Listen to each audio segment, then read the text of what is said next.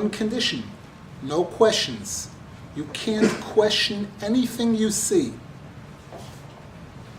Rabbi said, question Elianavi? Are you kidding? Who would dream of questioning Elianavi? They start the trip, and the Gemara shows how every move was a question. They went to one place, and they welcomed them with open arms, and they gave them a place to sleep at night, the most fabulous hachnos sorchim and everything.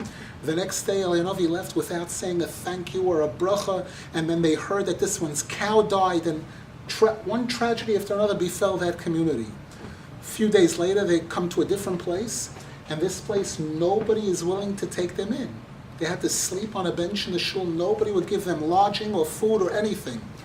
They come back in the next morning to daven. Elianavi gets up on the bima, and he says he wants to thank the people of this city who are so special.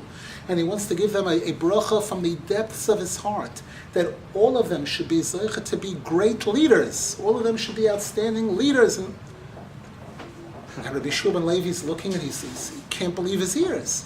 And on, wasn't allowed a question. At the end of the trip, Elianavi explained to him each case, how it would have seemed to him. It seemed to him that this was a bracha, this was a klola. If you have a shul with 10 chiefs, everybody knows where that shul is going. People are going to be busting out of the walls. Everybody's going to be going in every different direction. That shul is not going to be, you need one leader, not 50 chiefs. 50 chiefs isn't a bracha, it's a klola. And he explained to him in the end. But there are examples throughout the Torah of this concept of shimush chachamim. We spoke about tefillah before. Which person today doesn't pray? Which Jew can you approach today that doesn't pray?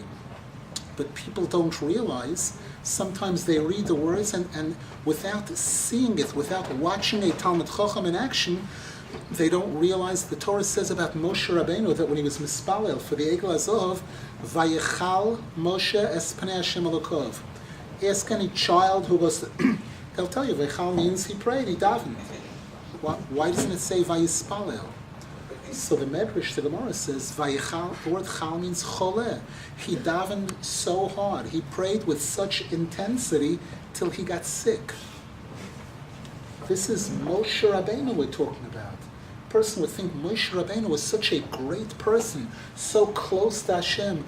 All he had to say was abracadabra, and boom, it happened.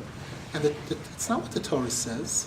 Again, you need the Chumash, you need the Torah Shebal Peh, you need the Gemara, you need the Tosfos, you need the Medrash, you need the Zohar HaKodesh, and you need a rabbi who knows that, who has that knowledge, and who knows how to show you how to apply it to people living in 2008. What does that mean for me? Exactly how does that apply to me today?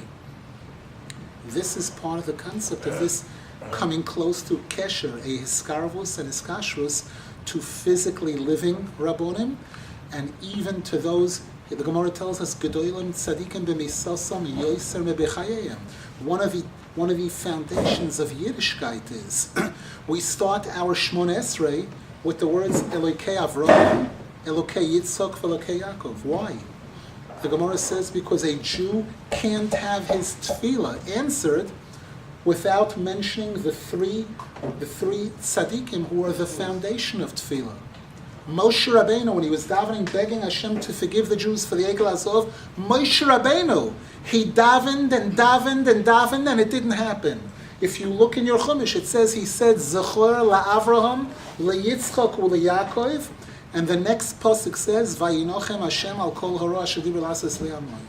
He said Moshe Rabbeinu had to attach himself to the tzaddikim who weren't living anymore. He had to make a kesher to Avram, Yitzchak, and Yaakov.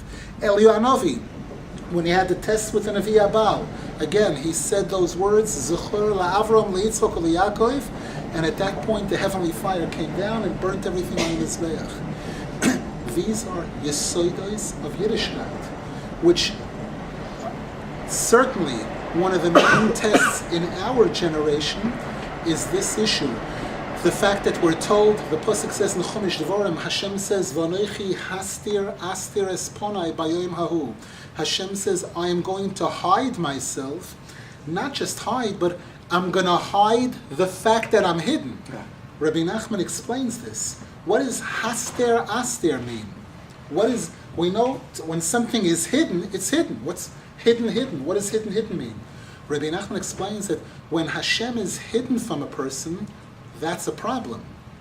That's a problem because you have to search. You have to search and search and search until you find him.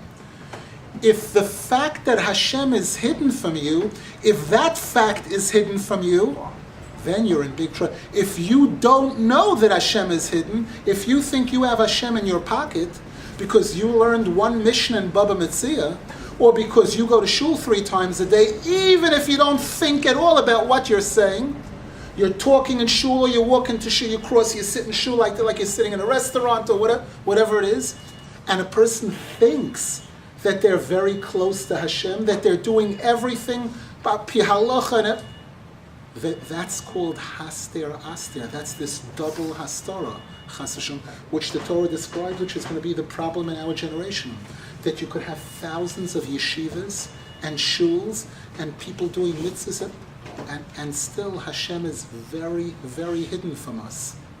Unfortunately, I mentioned recently, I saw once a brochure, like a 5-page brochure describing a yeshiva and inviting students to come and parents to send their kids and everything. And I remember reading from the beginning, every line going line for line through all 5 pages. The word Hashem was not mentioned a single time in the entire brochure. And it struck me, this is what we've gotten to. We're talking about an Orthodox religious yeshiva. And it's possible to take the Hashem out of the Yiddishkeit, to substitute where we don't use the word Hashem. We don't mention Hashem. We use the word Torah, but no mention of Hashem, which takes a certain element, a certain critical element out of the whole formula, a certain critical ingredient. If a person walks into a shul, if a person walks into a yeshiva, and he's learning pages and pages of Torah, and he's not aware, he's not conscious that this is the word of Hashem, and that this is what Hashem gave to Moshe Rabbeinu on Har Sinai, and that every word is a medicine, it's an elixir of life, that this is supposed to change me, that this is supposed to improve me, this is supposed to make me over completely. A person's learning without that awareness, without a desire for that, it's possible to miss out on it, chas v'shalom. So you're saying that by Hiskasha Sadiqim, you're really making like Hashem more revealed to you. Exactly. Well, that's the point. You helped me. The word that I left out, we said, Hashem said, V'noichi hastir aster esponai bayom hahu. I'm going to hide my face. The Pnei Hashem is the tzaddikim. The Gemara says at the end of Sota, Pnei Hador ke Pnei Hakelem. That term ponim. There's a pasuk sholosh pam bashon yero es Pnei ha'odoin Hashem. It uses that wording. The Zohar HaKodesh says that's Rabbi Shimon Bar Yochai. They are referred to. The tzaddikim are called Anpei Shchinta. They are the face kaviyach. That's a perfect segue to my question, which is, in this discussion, I thought about how when Rabbi Schneerson was alive, and during the Gulf War, he made a prediction, and he had Nebuah about that nobody in Israel would be harmed directly from the war and Iraq's missiles, and it turned out to be true. However, with the latest war that Israel had against Lebanon, there was no tzaddik who made any prediction about that. And I was wondering whether you could speak to that issue. We said that this is going to be the problem as we get closer and closer to the coming of the Moshiach.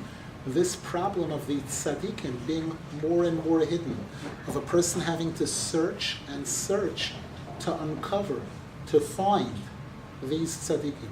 And in terms of where to find them, there are 2 places.